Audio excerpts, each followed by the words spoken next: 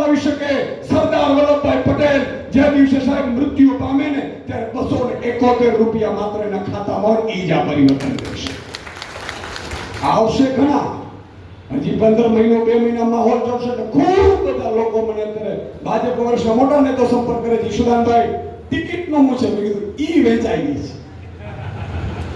સાચું કે નહીં? આ બસની ટિકિટ થોડું છે,